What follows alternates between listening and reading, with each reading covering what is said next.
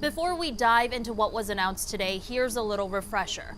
On March 13th, 26-year-old Breonna Taylor was shot and killed by Louisville police officers in her apartment. This happened as the police officers were serving a signed no-knock search warrant in relation to a narcotics investigation that was happening 10 miles away from her place. This settlement comes after the family of Breonna Taylor filed a civil wrongful death suit against the city of Louisville. To break this down for all of us, we checked in with NBC affiliate Wave 3 News anchor and investigative reporter John Bull. Can you just kind of give me a rundown to start us off on the difference between the civil lawsuit and the criminal stuff that's happening? Yeah, the civil lawsuit filed by high-profile attorney Ben Crump and Sam Aguiar here for the family has just been settled. I'm told, my source tells me it was settled on Sunday, actually. The settlement, a sum of $12 million, is the biggest payout the city of Louisville will be responsible for in its history. In a joint news conference with the city, the Taylor family said the settlement also involves sweeping reforms to policing, like commanding officers reviewing and giving written approval of all search warrants and having paramedics present whenever a warrant is carried out. As significant as today is, it's only the beginning of getting full justice for Breonna. We must not lose focus on what the real job is. And with that being said, it's time to move forward with the criminal charges, because she deserves that and much more. The Bull says it's interesting that a civil settlement came before any criminal case advances. I can't ever remember a civil settlement happening before a criminal one. Usually you need a little bit of the evidence from the criminal case to proceed and determine what the value of the wrongful death or whatever was. And as for where the criminal procedure stands, the entire city of Louisville is holding its breath. Our sources told us that the Attorney General, Daniel Cameron, was taking the case to the grand jury last Wednesday, that it would take a couple of days of testimony and then a verdict.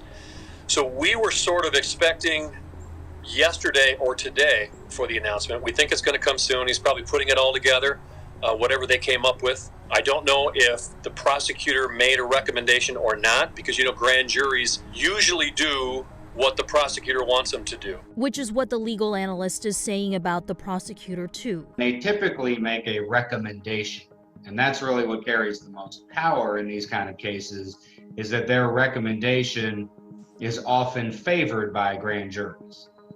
So they could either present all the facts and say, based on our reading of the law as prosecutors, here's what we think should happen. As for the likelihood of the three officers facing murder charges, we could not find a single person from the justice system in any capacity who truly believes that any murder charge will come out of this. A police officer returning fire after being shot, they don't see any possible way that could result in a murder charge, except possibly Officer Hankerson, who shot blindly from outside the building, if ballistics can tie one of his bullets in to Breonna Taylor's body. The shooting began when police say they knocked on Taylor's apartment door, but Taylor's boyfriend thought they were being robbed. Her boyfriend then shot and injured one of the officers after police battered in the door. Again, this is separate from the criminal case, but it has been reported that the Jefferson County grand jury may decide as early as this week whether the officers who fired their weapons that night might be facing any criminal charges. Jana? So as for the three officers involved, the one who shot 10 rounds into Taylor's apartment was fired in June, but he is trying to get his job back. The other two officers are on administrative leave, along with the detective working the drug case. And that's where the warrant comes from that brought those officers to Breonna Taylor's apartment that night. You should know no drugs or money were found in Breonna Taylor's apartment. And as Sharon mentioned, we could find out this week if the grand jury decides to indict any of the officers in this case.